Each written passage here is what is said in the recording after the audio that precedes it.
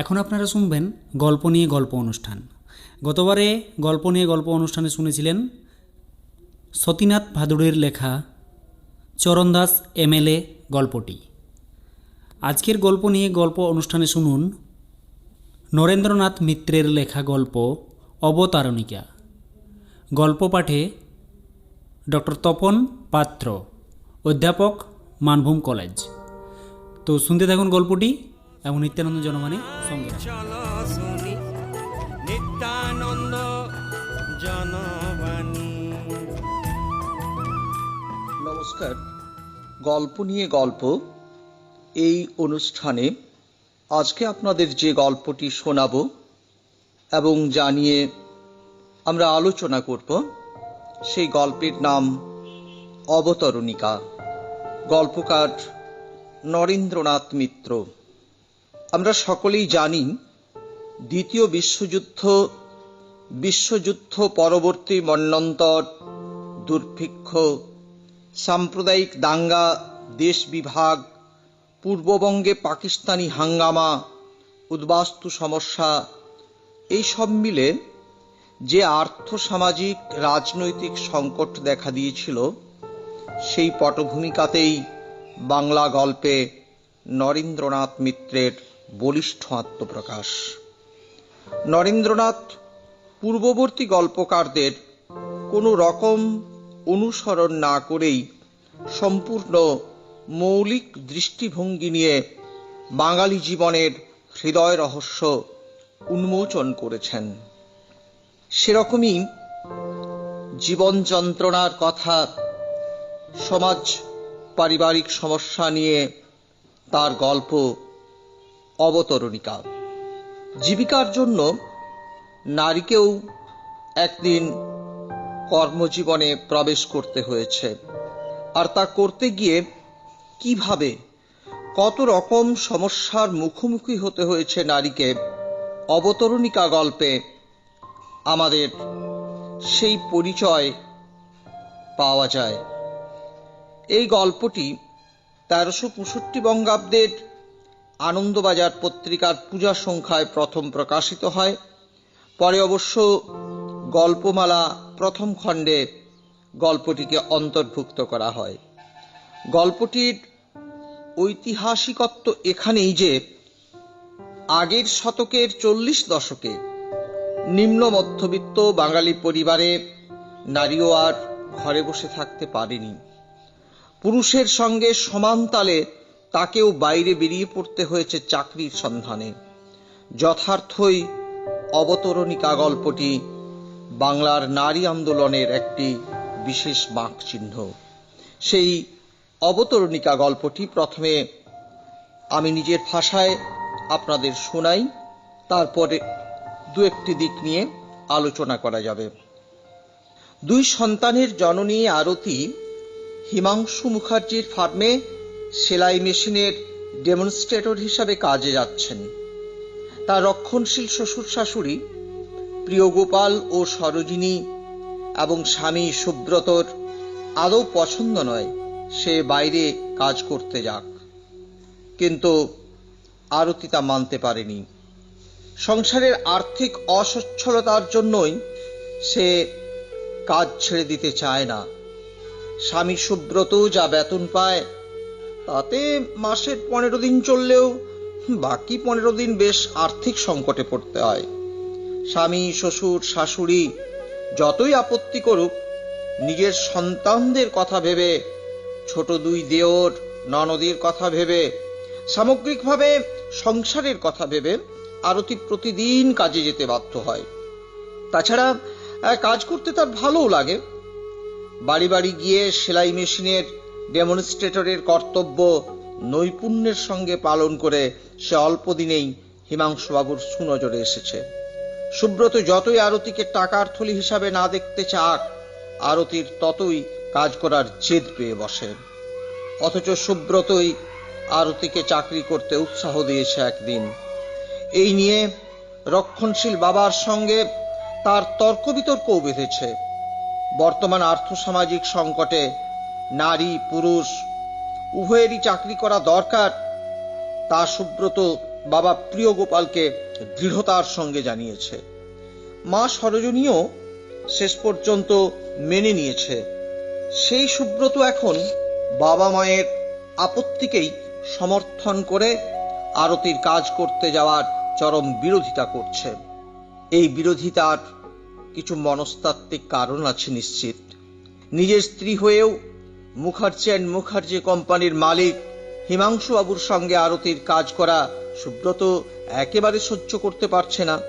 তার আপত্তি অমান্য করে আরতি তবু কাজ করতে বেরিয়ে যায়। সুব্রত আর ধৈর্য রাখতে না পেরে আইনজীবী শ্বশুর নিবারণ মুখার্জিকে নিজের বাড়িতে ডেকে আনে। মানা করা সত্ত্বেও আরতি কাজে বের হচ্ছে একথা সুব্রত জানালে নিবারণ মেয়েকে স্বামী ও শ্বশুর শাশুড়ির নির্দেশ মান্য করতে বলে। তবু ভ্রুক্ষেপ নেই আরতির। ইতিমধ্যে জয়লক্ষ্মী ব্যাংক ফেল করেছে। হিসাব রক্ষক হিসাবে সুব্রতর কাজ চলে গেছে। আরতির প্রসঙ্গও চাপা পড়ে গেছে। কেমন করে সংসার চলাচল হবে সেই চিন্তাতেই সুব্রত বিব্রত হয়ে উঠল। স্বাভাবিকভাবেই মান মর্যাদার কথা ভুলে গিয়ে সুব্রত আবার আরতিকে ঠিক সময়ে কাজে বেরোতে উৎসাহ দেয়। ফার্মের মালিকের সঙ্গে যতটা সম্ভব মন জুগিয়ে কাজে ঠিক মতো হাজিরা দিয়ে আরতি যেন সংসারটাকে সচল রাখে। বসের সঙ্গে নিজের থেকে কোনো সংঘাতে জড়িয়ে পড়তে নিষেধ করে। সুব্রত সেটাই আরতিকে বুঝায়, বারবার বুঝায়। পরোক্ষে আরতির শ্বশুর শাশুড়িও সুব্রতের মতে মত দেন। কোনোদিন আরতি অফিস কামাই করলে সুব্রত শঙ্কিত হয়ে ওঠে। শেষ পর্যন্ত আরতি আর মান মর্যাদা খুইয়ে কাজ করতে যেতে পারেনি। অফিস কলিগ এডিথ সিমসন কোনো বিশেষ দিনে কর্তব্য পালন করতে অফিসে আসতে পারেনি বলে হিমাংশুবাবু তার উদ্দেশ্যে আপত্তিজনক মন্তব্য ছুঁড়ে দেন। অন্যান্য সহকর্মীরা নীরবে সহ্য করে গেলেও আরতি তীব্র প্রতিবাদ জানায়। হিমাংশুবাবুকে মন্তব্য প্রত্যাহার করতে বলে। হিমাংশুবাবু তা না করলে আরতি আত্মসম্মান রক্ষার্থে কাজ ছেড়ে দিয়েছে। শাশুড়ি ও সুব্রত এ নিয়ে কটাক্ষ করলে আরতি সুব্রতকেও বলতে কসুর করেনি, তুমিও তাই বলছো। এই হলো খুব সংক্ষেপে অবতরণিকা। এখন এই অবতরণিকা গল্পের আখ্যানবৃত্তে আমরা একটু আসি, আখ্যানবৃত্ত সম্পর্কে একটু আলোচনা করি। অবতরণিকা গল্পের প্লট বা আখ্যানবৃত্ত খুবই সরল। লেখক নরেন্দ্রনাথ মিত্র সুন্দরভাবে প্লটকে সাজিয়েছেন। প্রথমে দেখি কর্মরতা আরতির রাত করে বাড়ি ফেরা। তাই নিয়ে শ্বশুর শাশুড়ির স্বামী সুব্রতর উদ্বেগ, উৎকণ্ঠা, ক্ষোভ, মনোমালিন্য, রাত্রে বিছানায় শুতে যাওয়া পর্যন্ত তার বিস্তৃত বর্ণনা রয়েছে। এরপর এসেছে অতীতে আরতির চাকরি পাওয়ার ইতিহাস, সেলাই মেশিনের ডেমনস্ট্রেটর হিসাবে সুনাম অর্জন, কিন্তু সুব্রতর আরতির প্রতি অসন্তোষ জ্ঞাপন, সুব্রত কর্তৃক আরতিকে চাকরি ছেড়ে দেবার নির্দেশ, আরতির অসম্মতি, ব্যাংক ফেল হওয়ায় সুব্রতর বেকার হয়ে যাওয়া, অগত্যা চাকরি করতে আরতির বাধ্য হওয়া এবং সবশেষে এডিথের অপমানে আরতির চাকরিতে ইস্তফা দেওয়া। প্রধান এইসব ঘটনা আশ্রয়ে গল্পকার আরতির জীবন ভিত্তিক মূল প্লটটিকে গড়ে তুলেছেন। আরতিকে প্রতিকূল অবস্থার মধ্য দিয়ে জীবন সংগ্রাম করে যেতে হয়েছে। একদিকে সুব্রতর সরাসরি বিরোধিতা, আর অন্যদিকে আরতির কাজ করার জেদ গল্পের প্রথম অংশে বেশ নাটকীয়তা সৃষ্টি করেছে। কার্যকারণ শৃঙ্খলা এনে গল্পের প্রথমাংশ যথেষ্ট জোরালো হয়েছে। আরতি চাকরি করলেও সংসারের সকলকে নিয়ে মানিয়ে চলবার চেষ্টা করেছে। তার ব্যক্তিত্বকে কেন্দ্র করে এসেছে বাড়ির ছোট ছোট ছেলে মেয়েদের ভিড় করে আসা, শ্বশুর শাশুড়ির মনোমালিন্য, হিমাংশুবাবুর ব্যবসায় লাভ লোকসান জনিত চিন্তা ভাবনা, এডিথের বন্ধুত্ব, মারোয়াড়ি দম্পতির মিষ্টি ব্যবহার, সুব্রতর ব্যাংক ফেল ঘটনা, ধনী মেশিন বিক্রেতাদের উন্নাসিকতা, এই সবই আরতির জীবন কাহিনী বৃত্তকে সম্পূর্ণতা দান করেছে। প্লট জটিল নয়, কিন্তু বিভিন্ন ঘটনা সূত্রে চরিত্রভিত্তিক এই গল্পটি নারীত্বের মহিমায় নিটোল হয়ে উঠেছে। গল্পটির প্লটে আছে একটা মন্থর গতি। ধীরে ধীরে গল্পকার একের পর এক ঘটনার আশ্রয় নিয়ে মূল চরিত্রটিকে সুনিশ্চিত পরিণামের দিকে নিয়ে গেছেন। আরতি সমস্ত বিরূপ সমালোচনা মাথা পেতে নিয়েও সংসারের আর্থিক দুর্গতির কথা ভেবে চাকরি করে গেছে। কিন্তু যেদিন এডিথকে কেন্দ্র করে নারীর মর্যাদার প্রশ্ন বড় হয়ে উঠল, সেদিনই আরতি আর হিমাংশুবাবুর সঙ্গে আপোষ করতে পারেনি।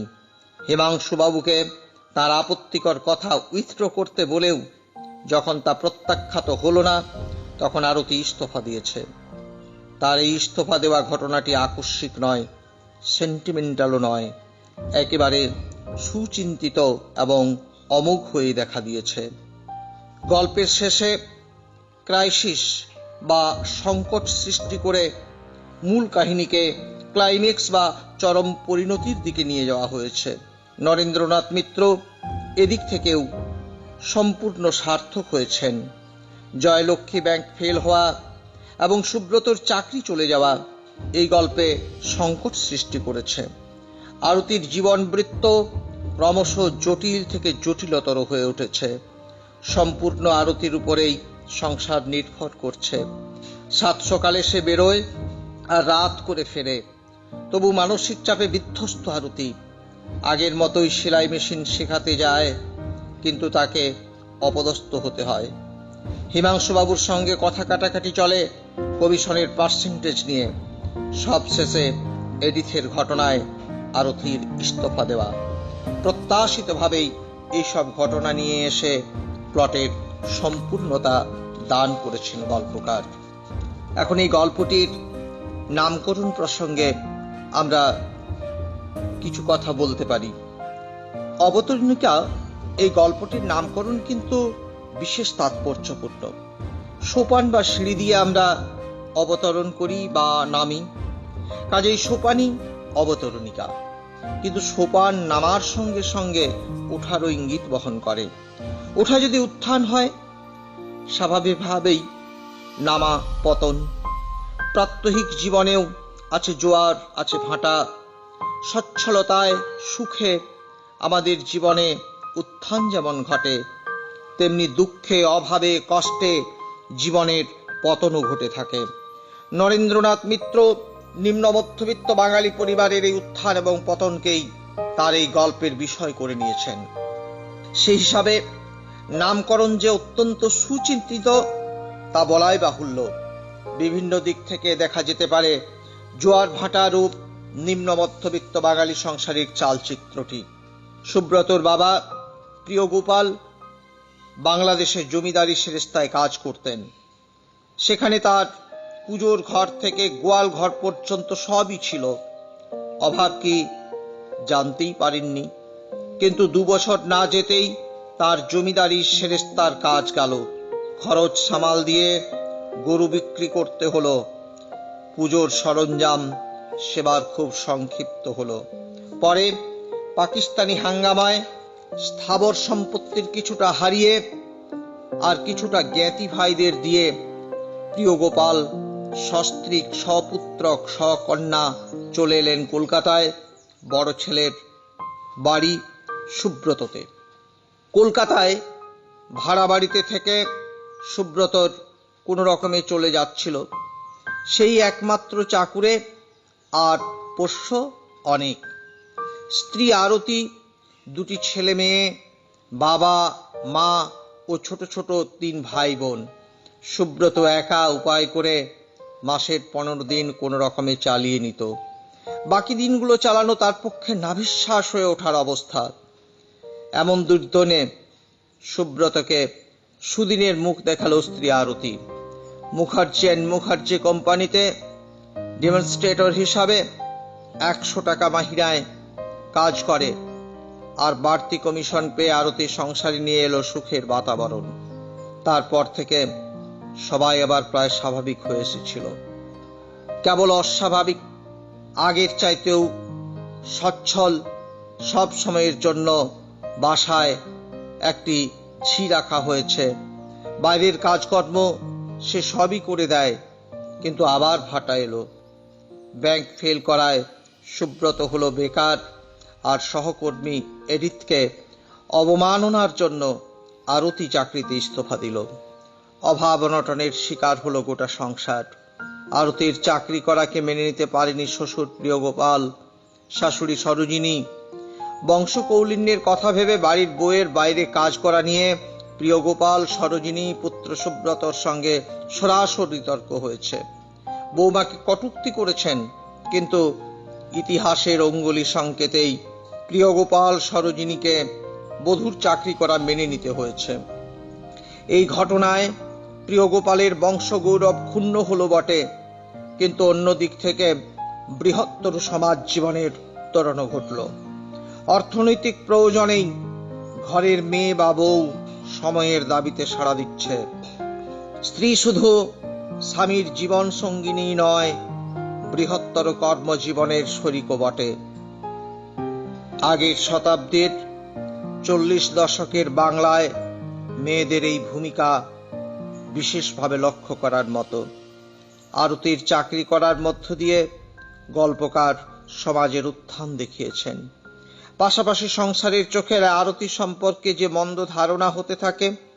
সকালে বেরিয়ে রাত করে বাড়ি ফিরেছে আরতি, ডেমনস্ট্রেটর হয়ে তার ঘুরে ঘুরে কাজ করা, বাড়ির আর কোনো কাজই তেমন মনোযোগ না দেওয়া, স্ত্রী পুরুষ নির্বিশেষে সকলের সঙ্গে মেশা, এসবই আরতির বিরুদ্ধে ক্ষোভ তৈরি করেছে। আরতির মনের চেহারা যেভাবে বদলাতে শুরু করেছে, সেটাকে তেমন সুলক্ষণ বলে ভাবতে পারছে না সুব্রত। সুব্রতই একদিন আরতিকে কর্মজগতে প্রবেশ করিয়েছিল, আর এখন আরতির গতিবিধিতে সে অসন্তুষ্ট, ভীষণ ক্ষুব্ধ হয়ে ওঠে। স্ত্রী যদি কাজ ছেড়ে না দেয়, তাহলে সুব্রত তার থেকে পৃথক হয়ে যাবে। সুব্রত ক্রমশ হীনমন্য হয়ে উঠছে। তার সঙ্গে আরতির মানসিক ব্যবধান ক্রমশ বাড়ছে। সংকীর্ণ দৃষ্টি নিয়ে আরতিকে বিচার করতে গিয়ে সুব্রত আরতির দাম্পত্য সম্পর্কে যেমন চিড় ধরতে থাকে, পতনের আভাস পরিস্ফুট হতে থাকে, তেমনি অন্য দিক থেকে কর্মজগতে আরতির সুনাম বর্ধিত হতে থাকে। তার নিষ্ঠা, শ্রম, দায়িত্ব, বুদ্ধি, কর্তব্যপরায়ণতা, মিষ্টি ব্যবহার তাকে সমাজ জীবনে সুপ্রতিষ্ঠিত করেছে। এ তার কর্মজীবনের উত্থানই বটে। হিমাংশুবাবুর সঙ্গে আরতির সম্পর্ক প্রথম দিকে বেশ ভালোই ছিল। আরতির মতো কইয়ে বলিয়ে পরিশ্রমী মেয়েকে পেয়ে হিমাংশুবাবুর গৌরব বোধ হতো। সুব্রতকে আরতির এফিসিয়েন্সি নিয়ে সপ্রশংসা মন্তব্যও করেছেন তিনি। আরতি ও সুব্রতর কাছে হিমাংশুবাবুর প্রশংসা করেছেন, কিন্তু ক্রমে ক্রমে কমিশনের পার্সেন্টেজ নিয়ে, এডিথকে নিয়ে হিমাংশুবাবুর সঙ্গে তার সম্পর্কের অবনতি হতে থাকে। এডিথ সম্পর্কে আপত্তিজনক মন্তব্য করায় হিমাংশুবাবুর প্রতি ক্ষুব্ধ হয়েছে সে। পরিণামে চাকরিতে ইস্তফা দিতেও কসুর করেনি। এই ঘটনায় হিমাংশুবাবুর সঙ্গে আরতির সম্পর্কে চিড় ধরলেও অন্য দিক থেকে আরতির চরিত্রের নারী ব্যক্তিত্ব উজ্জ্বল হয়ে উঠেছে। ব্যক্তিগতভাবে তার চরিত্রের উত্থানই ঘটেছে। আবার প্রথম দিকে আরতি যেসব অভিজাত পরিবারের সেলাই মেশিন ব্যবহারে ডেমনস্ট্রেট দিতে গেছে, সেসব পরিবার থেকে সে আদৃত হয়েছে। আরতি যেখানেই যায় আদর আপ্যায়ন, খাতির যত্ন পায়। এই আরতি সুব্রতর ব্যাংক ফেল ঘটনা উত্তর সময়ে বাড়ি বাড়ি গেছে ডেমনস্ট্রেটর হিসাবে। আর আগের মতো উষ্ণ আপ্যায়ন পায়নি আরতি। ট্রামের গোলমালের জন্য মাত্র 15 মিনিট দেরি হওয়ায় আরতিকে সুচিস্মিতা তিরস্কারই করেছে। কমলার শাশুড়ি বেশ অপমানসূচক কথা বলেছে। এভাবেই আরতির সঙ্গে তাদের সম্পর্কের অবনতি ঘটেছে। অবতরণিকা গল্পের শুরু থেকে শেষ পর্যন্ত জীবনের উত্থান পতন যেন পর্যায়ক্রমে এসেছে। পারিবারিক, সামাজিক ও ব্যক্তিগত উত্থান পতনের চিত্র লেখক নানাভাবে দেখিয়েছেন। নামকরণে অনিবার্যভাবে দ্যোতিত হয়েছে ইংরেজি একটি প্রবাদ, weal and woe come by turns. কাহিনী বয়নে কখনো এসেছে সচ্ছলতার সূত্রে উত্থানের ইঙ্গিত, আবার পরক্ষণে এসেছে অভাব অনটন দুঃখ বেদনার সূত্রে পতনের ইঙ্গিত। তাই নিঃসন্দেহে অবতরণিকা গল্পের নামকরণ সার্থক। গল্পটি একটি ছোট গল্প, সে বিষয়েও কোনো সন্দেহ নেই। এই গল্পে যে সমস্ত চরিত্রগুলি এসেছে সেই চরিত্রগুলি এমনভাবে চিত্রিত করেছেন গল্পকার যাতে গল্পটি সহজ সরল সুন্দর ভাষায় সকলের মন জয় করে। সার্বিক বিচারেই বাংলা সাহিত্যের ছোট গল্পের ইতিহাসে নরেন্দ্রনাথ মিত্রের অবতরণিকা গল্পটি একটি সার্থক দিক চিহ্ন। নমস্কার, গল্প নিয়ে গল্প এই অনুষ্ঠানে আজকে আপনাদের যে গল্পটি শোনাব এবং জানিয়ে আমরা আলোচনা করব সেই গল্পের নাম অবতরণিকা। গল্পকার নরেন্দ্রনাথ মিত্র। আমরা সকলেই জানি দ্বিতীয় বিশ্বযুদ্ধ পরবর্তী মন্বন্তর, দুর্ভিক্ষ, সাম্প্রদায়িক দাঙ্গা, দেশ বিভাগ, পূর্ববঙ্গে পাকিস্তানি হাঙ্গামা, উদ্বাস্তু সমস্যা, এই সব মিলে যে আর্থসামাজিক রাজনৈতিক সংকট দেখা দিয়েছিল সেই পটভূমিকাতেই বাংলা গল্পে নরেন্দ্রনাথ মিত্রের বলিষ্ঠ আত্মপ্রকাশ। নরেন্দ্রনাথ পূর্ববর্তী গল্পকারদের কোনো রকম অনুসরণ না করেই সম্পূর্ণ মৌলিক দৃষ্টিভঙ্গি নিয়ে বাঙালি জীবনের হৃদয় রহস্য উন্মোচন করেছেন। সেরকমই জীবন যন্ত্রণার কথা, সমাজ পারিবারিক সমস্যা নিয়ে তার গল্প অবতরণিকা। জীবিকার জন্য নারীকেও একদিন কর্মজীবনে প্রবেশ করতে হয়েছে, আর তা করতে গিয়ে কিভাবে কত রকম সমস্যার মুখোমুখি হতে হয়েছে নারীকে অবতরণিকা গল্পে আমাদের সেই পরিচয় পাওয়া যায়। এই গল্পটি 1365 বঙ্গাব্দের আনন্দবাজার পত্রিকার পূজা সংখ্যায় প্রথম প্রকাশিত হয়। পরে অবশ্য গল্পমালা প্রথম খণ্ডে গল্পটিকে অন্তর্ভুক্ত করা হয়। গল্পটির ঐতিহাসিকত্ব এখানেই যে আগের শতকের 40 দশকে নিম্ন মধ্যবিত্ত বাঙালি পরিবারে নারীও আর ঘরে বসে থাকতে পারেনি। পুরুষের সঙ্গে সমান তালে তাকেও বাইরে বেরিয়ে পড়তে হয়েছে চাকরির সন্ধানে। যথার্থই অবতরণিকা গল্পটি বাংলার নারী আন্দোলনের একটি বিশেষ বাঁক চিহ্ন। সেই অবতরণিকা গল্পটি প্রথমে আমি নিজের ভাষায় আপনাদের শোনাই, তারপরে দু একটি দিক নিয়ে আলোচনা করা যাবে। 2 সন্তানের জননী আরতি হিমাংশু মুখার্জির ফার্মে সেলাই মেশিনের ডেমনস্ট্রেটর হিসাবে কাজে যাচ্ছেন। তার রক্ষণশীল শ্বশুর শাশুড়ি প্রিয়গোপাল ও সরোজিনী এবং স্বামী সুব্রতর আদৌ পছন্দ নয় সে বাইরে কাজ করতে যাক, কিন্তু আরতি তা মানতে পারেনি। সংসারের আর্থিক অসচ্ছলতার জন্যই সে কাজ ছেড়ে দিতে চায় না।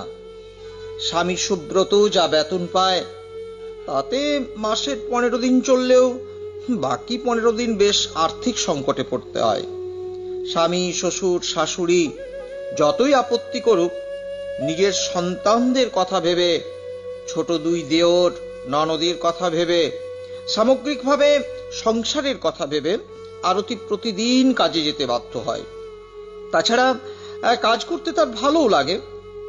বাড়ি বাড়ি গিয়ে সেলাই মেশিনের ডেমনস্ট্রেটরের কর্তব্য নৈপুণ্যের সঙ্গে পালন করে সে অল্প দিনেই হিমাংশুবাবুর সুনজরে এসেছে। সুব্রত যতই আরতিকে টাকার থলি হিসাবে না দেখতে চাক, আরতির ততই কাজ করার জেদ পেয়ে বসে। অথচ সুব্রতই আরতিকে চাকরি করতে উৎসাহ দিয়েছে একদিন। এই নিয়ে রক্ষণশীল বাবার সঙ্গে তার তর্ক বিতর্কও বেঁধেছে। বর্তমান আর্থসামাজিক সংকটে নারী পুরুষ উভয়েরই চাকরি করা দরকার, তা সুব্রত বাবা প্রিয় গোপালকে দৃঢ়তার সঙ্গে জানিয়েছে। মা সরোজিনীও শেষ পর্যন্ত মেনে নিয়েছে। সেই সুব্রত এখন বাবা মায়ের আপত্তিকেই সমর্থন করে আরতির কাজ করতে যাওয়ার চরম বিরোধিতা করছে। এই বিরোধিতার কিছু মনস্তাত্ত্বিক কারণ আছে নিশ্চিত। নিজের স্ত্রী হয়েও মুখার্জি অ্যান্ড মুখার্জি কোম্পানির মালিক হিমাংশু বাবুর সঙ্গে আরতির কাজ করা সুব্রত একেবারে সহ্য করতে পারছে না। তার আপত্তি অমান্য করে আরতি তবু কাজ করতে বেরিয়ে যায়। সুব্রত আর ধৈর্য রাখতে না পেরে আইনজীবী শ্বশুর নিবারণ মুখার্জিকে নিজের বাড়িতে ডেকে আনে। মানা করা সত্ত্বেও আরতি কাজে বের হচ্ছে একথা সুব্রত জানালে নিবারণ মেয়েকে স্বামী ও শ্বশুর শাশুড়ির নির্দেশ মান্য করতে বলে। তবু ভ্রুক্ষেপ নেই আরতির। ইতিমধ্যে জয়লক্ষ্মী ব্যাংক ফেল করেছে। হিসাব রক্ষক হিসাবে সুব্রতর কাজ চলে গেছে। আরতির প্রসঙ্গও চাপা পড়ে গেছে। কেমন করে সংসার চলাচল হবে সেই চিন্তাতেই সুব্রত বিব্রত হয়ে উঠল। স্বাভাবিকভাবেই মান মর্যাদার কথা ভুলে গিয়ে সুব্রত আবার আরতিকে ঠিক সময়ে কাজে বেরোতে উৎসাহ দেয়। ফার্মের মালিকের সঙ্গে যতটা সম্ভব মন জুগিয়ে কাজে ঠিক মতো হাজিরা দিয়ে আরতি যেন সংসারটাকে সচল রাখে। বসের সঙ্গে নিজের থেকে কোনো সংঘাতে জড়িয়ে পড়তে নিষেধ করে। সুব্রত সেটাই আরতিকে বুঝায়, বারবার বোঝায়। পরোক্ষে আরতির শ্বশুর শাশুড়িও সুব্রতের মতে মত দেন। কোনোদিন আরতি অফিস কামাই করলে সুব্রত শঙ্কিত হয়ে ওঠে। শেষ পর্যন্ত আরতি আর মান মর্যাদা খুইয়ে কাজ করতে যেতে পারেনি। অফিস কলিগ এডিথ সিমসন কোনো বিশেষ দিনে কর্তব্য পালন করতে অফিসে আসতে পারেনি বলে হিমাংশুবাবু তার উদ্দেশ্যে আপত্তিজনক মন্তব্য ছুঁড়ে দেন। অন্যান্য সহকর্মীরা নীরবে সহ্য করে গেলেও আরতি তীব্র প্রতিবাদ জানায়। হিমাংশুবাবুকে মন্তব্য প্রত্যাহার করতে বলে। হিমাংশুবাবু তা না করলে আরতি আত্মসম্মান রক্ষার্থে কাজ ছেড়ে দিয়েছে। শাশুড়ি ও সুব্রত এ নিয়ে কটাক্ষ করলে আরতি সুব্রতকেও বলতে কসুর করেনি, তুমিও তাই বলছো। এই হলো খুব সংক্ষেপে অবতরণিকা। এখন এই অবতরণিকা গল্পের আখ্যানবৃত্তে আমরা একটু আসি, আখ্যানবৃত্ত সম্পর্কে একটু আলোচনা করি। অবতরণিকা গল্পের প্লট বা আখ্যানবৃত্ত খুবই সরল। লেখক নরেন্দ্রনাথ মিত্র সুন্দরভাবে প্লটকে সাজিয়েছেন। প্রথমে দেখি কর্মরতা আরতির রাত করে বাড়ি ফেরা। তাই নিয়ে শ্বশুর শাশুড়ির স্বামী সুব্রতর উদ্বেগ, উৎকণ্ঠা, ক্ষোভ, মনোমালিন্য, রাত্রে বিছানায় শুতে যাওয়া পর্যন্ত তার বিস্তৃত বর্ণনা রয়েছে। এরপর এসেছে অতীতে আরতির চাকরি পাওয়ার ইতিহাস, সেলাই মেশিনের ডেমনস্ট্রেটর হিসাবে সুনাম অর্জন, কিন্তু সুব্রতর আরতির প্রতি অসন্তোষ জ্ঞাপন, সুব্রত কর্তৃক আরতিকে চাকরি ছেড়ে দেবার নির্দেশ, আরতির অসম্মতি, ব্যাংক ফেল হওয়ায় সুব্রতর বেকার হয়ে যাওয়া, অগত্যা চাকরি করতে আরতির বাধ্য হওয়া এবং সবশেষে এডিথের অপমানে আরতির চাকরিতে ইস্তফা দেওয়া। প্রধান এইসব ঘটনা আশ্রয়ে গল্পকার আরতির জীবন ভিত্তিক মূল প্লটটিকে গড়ে তুলেছেন। আরতিকে প্রতিকূল অবস্থার মধ্য দিয়ে জীবন সংগ্রাম করে যেতে হয়েছে। একদিকে সুব্রতর সরাসরি বিরোধিতা, আর অন্যদিকে আরতির কাজ করার জেদ গল্পের প্রথম অংশে বেশ নাটকীয়তা সৃষ্টি করেছে। কার্যকারণ শৃঙ্খলা এনে গল্পের প্রথমাংশ যথেষ্ট জোরালো হয়েছে। আরতি চাকরি করলেও সংসারের সকলকে নিয়ে মানিয়ে চলবার চেষ্টা করেছে। তার ব্যক্তিত্বকে কেন্দ্র করে এসেছে বাড়ির ছোট ছোট ছেলে মেয়েদের ভিড় করে আসা, শ্বশুর শাশুড়ির মনোমালিন্য, হিমাংশুবাবুর ব্যবসায় লাভ লোকসান জনিত চিন্তা ভাবনা, এডিথের বন্ধুত্ব, মারোয়ারি দম্পতির মিষ্টি ব্যবহার, সুব্রতর ব্যাংক ফেল ঘটনা, ধনী মেশিন বিক্রেতাদের উন্নাসিকতা, এই সবই আরতির জীবন কাহিনী বৃত্তকে সম্পূর্ণতা দান করেছে। প্লট জটিল নয়, কিন্তু বিভিন্ন ঘটনা সূত্রে চরিত্র ভিত্তিক এই গল্পটি নারীত্বের মহিমায় নিটোল হয়ে উঠেছে। গল্পটির প্লটে আছে একটা মন্থর গতি। ধীরে ধীরে গল্পকার একের পর এক ঘটনার আশ্রয় নিয়ে মূল চরিত্রটিকে সুনিশ্চিত পরিণামের দিকে নিয়ে গেছেন। আরতি সমস্ত বিরূপ সমালোচনা মাথা পেতে নিয়েও সংসারের আর্থিক দুর্গতির কথা ভেবে চাকরি করে গেছে। কিন্তু যেদিন এডিথকে কেন্দ্র করে নারীর মর্যাদার প্রশ্ন বড় হয়ে উঠল, সেদিনই আরতি আর হিমাংশুবাবুর সঙ্গে আপোষ করতে পারেনি। হিমাংশুবাবুকে তার আপত্তিকর কথা উইথড্র করতে বলেও যখন তা প্রত্যাখ্যাত হলো না, তখন আরতি ইস্তফা দিয়েছে। তার এই ইস্তফা দেওয়া ঘটনাটি আকস্মিক নয়, সেন্টিমেন্টালও নয়, একেবারে সুচিন্তিত এবং অমোঘ হয়ে দেখা দিয়েছে। গল্পের শেষে ক্রাইসিস বা সংকট সৃষ্টি করে মূল কাহিনীকে ক্লাইম্যাক্স বা চরম পরিণতির দিকে নিয়ে যাওয়া হয়েছে। নরেন্দ্রনাথ মিত্র এদিক থেকেও সম্পূর্ণ সার্থক হয়েছেন। জয়লক্ষ্মী ব্যাংক ফেল হওয়া এবং সুব্রতর চাকরি চলে যাওয়া এই গল্পে সংকট সৃষ্টি করেছে। আরতির জীবন বৃত্ত ক্রমশ জটিল থেকে জটিলতর হয়ে উঠেছে। সম্পূর্ণ আরতির উপরেই সংসার নির্ভর করছে। সাত সকালে সে বেরোয় আর রাত করে ফেরে, তবু মানসিক চাপে বিধ্বস্ত আরতি। আগের মতোই সেলাই মেশিন শেখাতে যায়, কিন্তু তাকে অপদস্থ হতে হয়। হিমাংশুবাবুর সঙ্গে কথা কাটাকাটি চলে কমিশনের পার্সেন্টেজ নিয়ে। সবশেষে এডিথের ঘটনায় আরতির ইস্তফা দেওয়া। প্রত্যাশিতভাবেই এইসব ঘটনা নিয়ে এসে প্লটের সম্পূর্ণতা দান করেছেন গল্পকার। এখন এই গল্পটির নামকরণ প্রসঙ্গে আমরা কিছু কথা বলতে পারি। অবতরণিকা এই গল্পটির নামকরণ কিন্তু বিশেষ তাৎপর্যপূর্ণ। সোপান বা সিঁড়ি দিয়ে আমরা অবতরণ করি বা নামি, কাজেই সোপানই অবতরণিকা।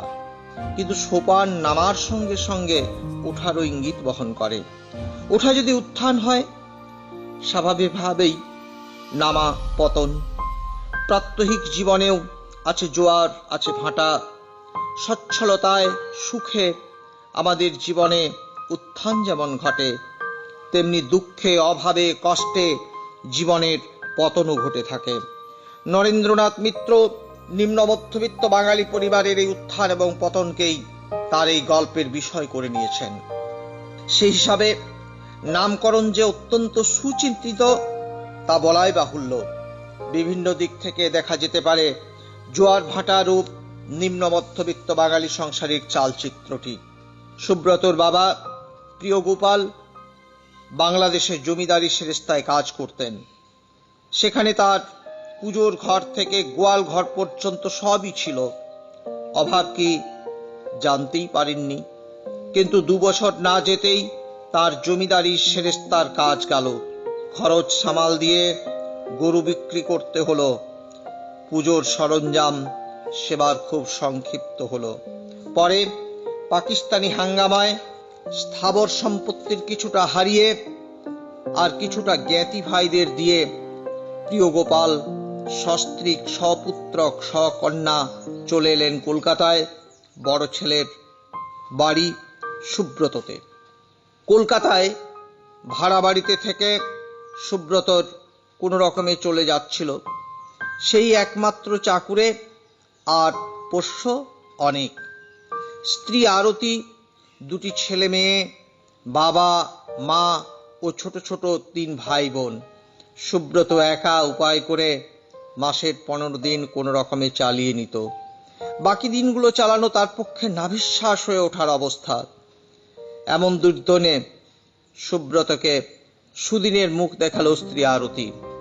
মুখার্জি অ্যান্ড মুখার্জি কোম্পানিতে ডেমনস্ট্রেটর হিসাবে 100 টাকা মাহিনায় কাজ করে, আর বাড়তি কমিশন পেয়ে আরতি সংসারে নিয়ে এলো সুখের বাতাবরণ। তারপর থেকে সবাই আবার প্রায় স্বাভাবিক হয়ে এসেছিল। কেবল অস্বাভাবিক আগের চাইতেও সচ্ছল, সব সময়ের জন্য বাসায় একটি ঝি রাখা হয়েছে। বাইরের কাজকর্ম সে সবই করে দেয়, কিন্তু আবার ভাটা এলো। ব্যাংক ফেল করায় সুব্রত হলো বেকার, আর সহকর্মী এডিথকে অবমাননার জন্য আরতি চাকরিতে ইস্তফা দিল। অভাব অনটনের শিকার হলো গোটা সংসার। আরতির চাকরি করাকে মেনে নিতে পারেনি শ্বশুর প্রিয়গোপাল, শাশুড়ি সরোজিনী। বংশকৌলিন্যের কথা ভেবে বাড়ির বউয়ের বাইরে কাজ করা নিয়ে প্রিয়গোপাল, সরোজিনী, পুত্র সুব্রতর সঙ্গে সরাসরি তর্ক হয়েছে। বৌমাকে কটূক্তি করেছেন, কিন্তু ইতিহাসের অঙ্গুলি সংকেতেই প্রিয়গোপাল সরোজিনীকে বধূর চাকরি করা মেনে নিতে হয়েছে। এই ঘটনায় প্রিয়গোপালের বংশগৌরব ক্ষুণ্ণ হলো বটে, কিন্তু অন্য দিক থেকে বৃহত্তর সমাজ জীবনের উত্তরণ ঘটল। অর্থনৈতিক প্রয়োজনেই ঘরের মেয়ে বা বউ সময়ের দাবিতে সাড়া দিচ্ছে। স্ত্রী শুধু স্বামীর জীবন সঙ্গিনী নয়, বৃহত্তর কর্মজীবনের শরিকও বটে। আগের শতাব্দীর 40 দশকের বাংলায় মেয়েদের এই ভূমিকা বিশেষভাবে লক্ষ্য করার মতো। আরতির চাকরি করার মধ্য দিয়ে গল্পকার সমাজের উত্থান দেখিয়েছেন। পাশাপাশি সংসারের চোখের আরতি সম্পর্কে যে মন্দ ধারণা হতে থাকে। সকালে বেরিয়ে রাত করে বাড়ি ফিরেছে আরতি, ডেমনস্ট্রেটর হয়ে তার ঘুরে ঘুরে কাজ করা, বাড়ির আর কোনো কাজই তেমন মনোযোগ না দেওয়া, স্ত্রী পুরুষ নির্বিশেষে সকলের সঙ্গে মেশা, এসবই আরতির বিরুদ্ধে ক্ষোভ তৈরি করেছে। আরতির মনের চেহারা যেভাবে বদলাতে শুরু করেছে, সেটাকে তেমন সুলক্ষণ বলে ভাবতে পারছে না সুব্রত। সুব্রতই একদিন আরতিকে কর্মজগতে প্রবেশ করিয়েছিল, আর এখন আরতির গতিবিধিতে সে অসন্তুষ্ট, ভীষণ ক্ষুব্ধ হয়ে ওঠে। স্ত্রী যদি কাজ ছেড়ে না দেয়, তাহলে সুব্রত তার থেকে পৃথক হয়ে যাবে। সুব্রত ক্রমশ হীনমন্য হয়ে উঠছে। তার সঙ্গে আরতির মানসিক ব্যবধান ক্রমশ বাড়ছে। সংকীর্ণ দৃষ্টি নিয়ে আরতিকে বিচার করতে গিয়ে সুব্রত আরতির দাম্পত্য সম্পর্কে যেমন চিড় ধরতে থাকে, পতনের আভাস পরিস্ফুট হতে থাকে, তেমনি অন্য দিক থেকে কর্মজগতে আরতির সুনাম বর্ধিত হতে থাকে। তার নিষ্ঠা, শ্রম, দায়িত্ব, বুদ্ধি, কর্তব্যপরায়ণতা, মিষ্টি ব্যবহার তাকে সমাজ জীবনে সুপ্রতিষ্ঠিত করেছে। এ তার কর্মজীবনের উত্থানই বটে। হিমাংশুবাবুর সঙ্গে আরতির সম্পর্ক প্রথম দিকে বেশ ভালোই ছিল। আরতির মতো কইয়ে বলিয়ে পরিশ্রমী মেয়েকে পেয়ে হিমাংশুবাবুর গৌরব বোধ হতো। সুব্রতকে আরতির এফিসিয়েন্সি নিয়ে সপ্রশংসা মন্তব্যও করেছেন তিনি। আরতি ও সুব্রতর কাছে হিমাংশুবাবুর প্রশংসা করেছেন, কিন্তু ক্রমে ক্রমে কমিশনের পার্সেন্টেজ নিয়ে, এডিথকে নিয়ে হিমাংশুবাবুর সঙ্গে তার সম্পর্কের অবনতি হতে থাকে। এডিথ সম্পর্কে আপত্তিজনক মন্তব্য করায় হিমাংশুবাবুর প্রতি ক্ষুব্ধ হয়েছে সে। পরিণামে চাকরিতে ইস্তফা দিতেও কসুর করেনি। এই ঘটনায় হিমাংশুবাবুর সঙ্গে আরতির সম্পর্কে চিড় ধরলেও অন্য দিক থেকে আরতির চরিত্রের নারী ব্যক্তিত্ব উজ্জ্বল হয়ে উঠেছে। ব্যক্তিগতভাবে তার চরিত্রের উত্থানই ঘটেছে। আবার প্রথম দিকে আরতি যেসব অভিজাত পরিবারের সেলাই মেশিন ব্যবহারে ডেমনস্ট্রেট দিতে গেছে, সেসব পরিবার থেকে সে আদৃত হয়েছে। আরতি যেখানেই যায় আদর আপ্যায়ন, খাতির যত্ন পায়। এই আরতি সুব্রতর ব্যাংক ফেল ঘটনা উত্তর সময়ে বাড়ি বাড়ি গেছে ডেমনস্ট্রেটর হিসাবে। আর আগের মতো উষ্ণ আপ্যায়ন পায়নি আরতি। ট্রামের গোলমালের জন্য মাত্র 15 মিনিট দেরি হওয়ায় আরতিকে সুচিস্মিতা তিরস্কারই করেছে। কমলার শাশুড়ি বেশ অপমানসূচক কথা বলেছে। এভাবেই আরতির সঙ্গে তাদের সম্পর্কের অবনতি ঘটেছে। অবতরণিকা গল্পের শুরু থেকে শেষ পর্যন্ত জীবনের উত্থান পতন যেন পর্যায়ক্রমে এসেছে। পারিবারিক, সামাজিক ও ব্যক্তিগত উত্থান পতনের চিত্র লেখক নানাভাবে দেখিয়েছেন। নামকরণে অনিবার্যভাবে দ্যোতিত হয়েছে ইংরেজি একটি প্রবাদ, weal and woe come by turns. কাহিনী বয়নে কখনো এসেছে সচ্ছলতার সূত্রে উত্থানের ইঙ্গিত, আবার পরক্ষণে এসেছে অভাব অনটন দুঃখ বেদনার সূত্রে পতনের ইঙ্গিত। তাই নিঃসন্দেহে অবতরণিকা গল্পের নামকরণ সার্থক। গল্পটি একটি ছোট গল্প, সে বিষয়ে কোনো সন্দেহ নেই। এই গল্পে যে সমস্ত চরিত্রগুলি এসেছে, সেই চরিত্রগুলি এমনভাবে চিত্রিত করেছেন গল্পকার, যাতে গল্পটি সহজ সরল সুন্দর ভাষায় সকলের মন জয় করে। সার্বিক বিচারেই বাংলা সাহিত্যের ছোট গল্পের ইতিহাসে নরেন্দ্রনাথ মিত্রের অবতরণিকা গল্পটি একটি সার্থক দিক চিহ্ন।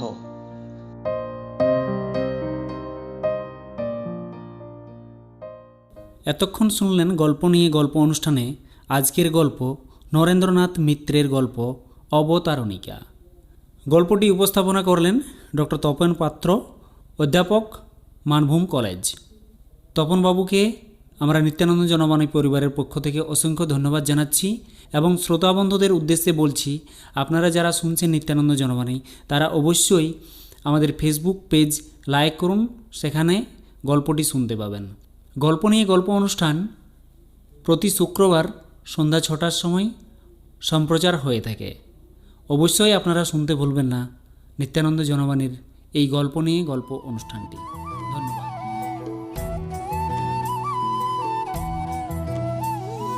চলো সোনাই চলো শুনি নিত্যানন্দ জনবাণী। চলো সোনাই চলো